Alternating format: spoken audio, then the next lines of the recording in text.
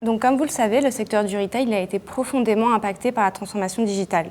On a pu assister à divers phénomènes comme l'intensification de l'écosystème concurrentiel, notamment dû à l'arrivée de pure players, mais également à l'éveil des consommateurs quant à leur consommation et également à leur potentiel de prise de parole. Donc pour rester compétitifs, les enseignes elles ont un objectif, c'est de se recentrer sur les clients et sur leurs besoins qui sont évolutifs. Donc dans ce contexte, on a un atout de taille qui est celui de la donnée. Si on part dans le contexte du retail, des données de CRM aux données de panel consommateur, ces acteurs ils ont un panel qui est quand même conséquent de données aujourd'hui. Néanmoins, ce qu'on peut observer, c'est que ces données elles sont plutôt relatives aux clients et pas forcément aux prospects qui se trouvent notamment autour du point de vente et qui sont donc directement atteignables. Également, on a beaucoup de données qui sont plutôt de l'ordre du déclaratif et peu de données qui sont de l'ordre du comportemental. Les données mobiles géolocalisées, c'est-à-dire relatives à un contexte géographique spécifique, permettent de ressortir des indicateurs clés liés à l'attractivité locale des points de vente et au comportement des visiteurs. Donc ces indicateurs, ils répondent à des cas d'usage qui sont précis. Par exemple, si vous êtes un responsable de point de vente, vous allez vouloir choisir votre future zone d'implantation. Pour ça, il peut être intéressant de comparer plusieurs zones de chalandise et de déterminer celle qui a la plus grande influence et surtout celle qui correspond au ciblage que vous souhaitez effectuer en fonction des personnes présentes. A l'inverse, on peut aussi vouloir rationaliser son point de vente si on s'aperçoit qu'une zone de chalandise est en forte décroissance ou s'il y a de la cannibalisation entre plusieurs points de vente qui sont trop proches. Également, connaître les heures d'affluence, ça va permettre d'adapter son organisation au quotidien. Donc, par exemple, vous allez pouvoir dimensionner les stocks, gérer le personnel d'accueil et également adapter les horaires d'ouverture en fonction des heures les plus affluentes. Un autre usage qui est très recherché par les retailers et car il est souvent peu accessible aujourd'hui, c'est de mesurer des véritables retours sur investissement des actions marketing, donc qu'elles soient d'ordre commercial ou d'ordre publicitaire. Donc aujourd'hui, bien sûr, on peut mesurer ces actions avec du chiffre d'affaires, mais ce chiffre d'affaires, il ne va pas prendre en considération les profils des prospects qui ont été atteints par rapport à ces actions-là et qui sont donc des cibles directes à prospecter. Et également, ce chiffre d'affaires-là ne va pas pouvoir faire une comparaison entre ce qui se passe chez la concurrence, contrairement aux données mobiles qui vont pouvoir regarder à la fois l'affluence du point de vente en propre que du point de vente de la concurrence. Enfin, la connaissance des profils, elle va permettre de comprendre qui est présent au magasin, mais également quels sont les profils qui sont autour du magasin, ce qui est encore limite plus intéressant aujourd'hui pour optimiser le ciblage des prospects. Pour être encore plus concret, mettons-nous à la place d'un responsable de magasin d'une enseigne de mode haut de gamme. Je cible une clientèle internationale et je souhaite implanter un nouveau point de vente au sein d'un centre commercial parisien. Pour répondre à cette problématique, je vais analyser les données statistiques issues de la solution d'Orange Business Services Fluvision.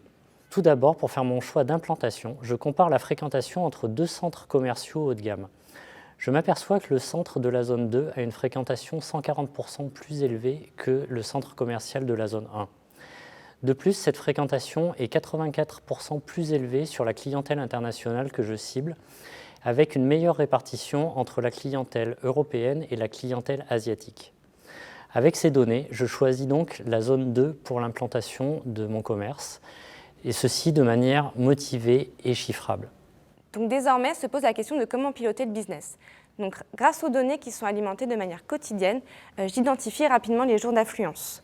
Donc ici, je constate que le centre commercial il présente une affluence qui est constante, que ce soit des jours en semaine ou des jours en week-end. Donc je décide d'ouvrir 7 jours sur 7. J'observe tout de même qu'il y a une affluence qui est plus importante le samedi, donc ça va me permettre d'adapter mon organisation et de renforcer mes stocks et mes effectifs sur ces jours-là.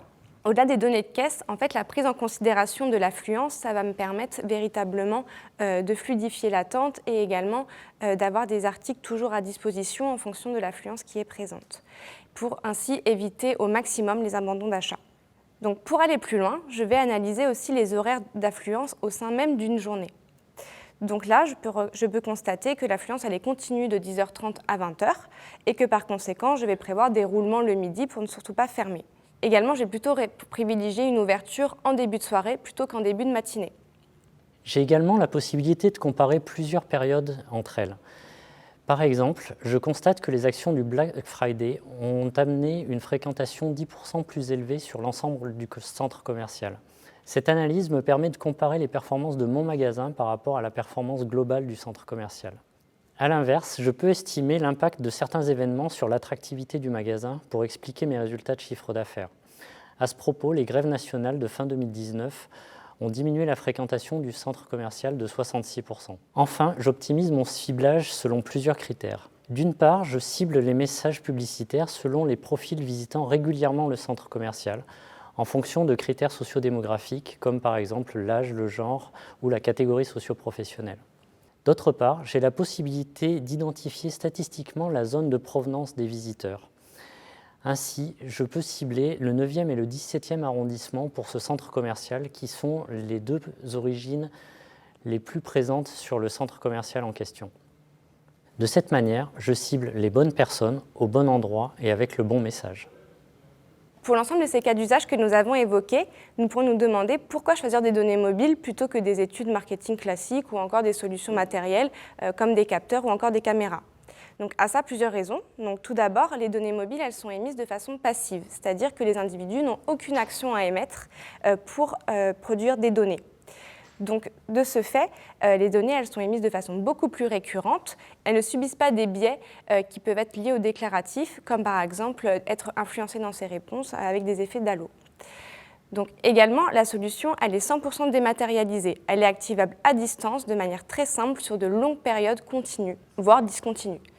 On a même la possibilité d'avoir de l'historique sur des périodes passées si les solutions ont mis en place un stockage d'indicateurs anonymes au préalable. Donc enfin, la dématérialisation de la solution, elle ouvre la possibilité aussi d'étudier à la fois l'ensemble de ces points de vente, mais également ces points de vente et ceux de la concurrence. Donc, ce qui peut être très intéressant pour relativiser sa performance et comprendre aussi certains événements commerciaux.